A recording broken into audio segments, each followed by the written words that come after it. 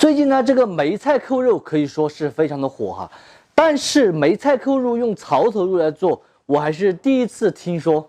照这样子看来的话，在外面吃梅菜扣肉就不是很放心了。今天我就把梅菜扣肉的第一道做法教给大家。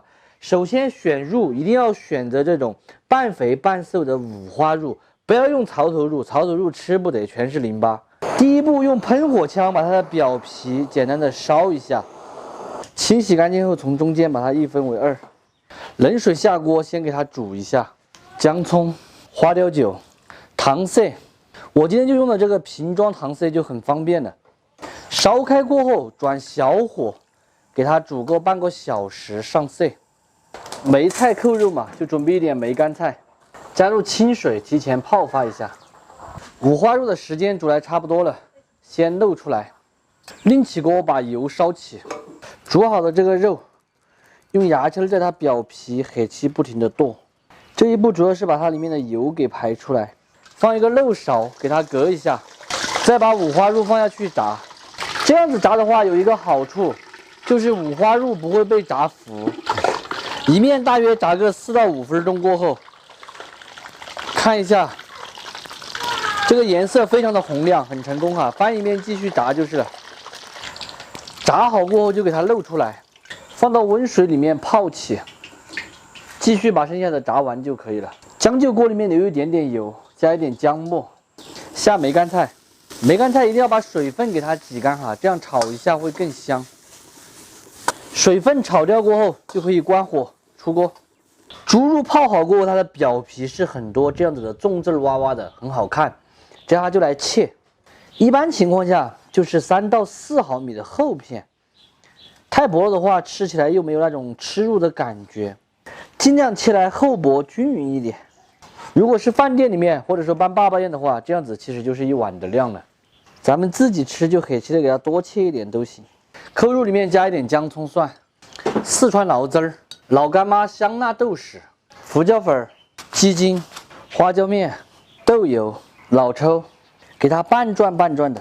这样子拌过的扣肉哈，它的口感吃起来会更好。扣纹准备好，这样一片叠着一片摆进去。摆齐过后，再把这些边果料给它塞在咔咔个个，一共装了2碗，再来把梅干菜给它放上去。咱们的这个扣肉哈是地道的川式扣肉，因为扣肉每个地方的做法大同小异，但是味道上面、调味上面有一点区别。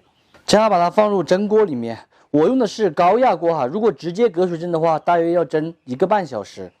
高压锅盖上盖子，上气过后小火20分钟就行了。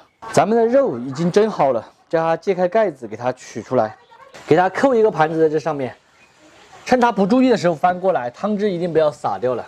把扣碗取掉，哇哇哇，太漂亮了！当然那种槽头肉的烧白他们是卖的10块钱一份，我这个烧白的话我要卖48一份。你们有没有愿意买单的48一份的这种正儿八经的地道川味扣肉？多的不说，就说整上一块这样子的扣肉，你们觉得安不安逸？咱们这个五花肉蒸出来的就不像那个槽头肉蒸出来有很多颗粒，就是肥肉就是肥肉，瘦肉就是瘦肉，香就是香，好吃就是好吃。今天我没有压很久，因为太怕了，我觉得还是没那么安逸。刚刚合适这个趴糯程度，香得很。还是喜欢吃这个梅干菜。那种10块钱一盒烧白，晓得的嘛？就槽头肉做的，不是全部嘛，有很多都是。就是那种，就是那把不高级的那个平时那种啊，高水吃那种。这个嘛，像我们办爸爸宴嘛，那就正儿八经肉嘛，不是。我说那种买那种一盒一盒那种，塑料盒装那种，它就是槽头肉大起五花肉做的。办爸爸宴都比较肥的是堡内肉，上面的就像我们有上面的半截比较肥，那个可以理解。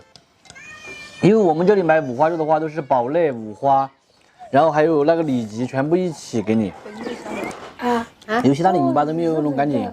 他只吃肥肉。一块吃完了呀，小白。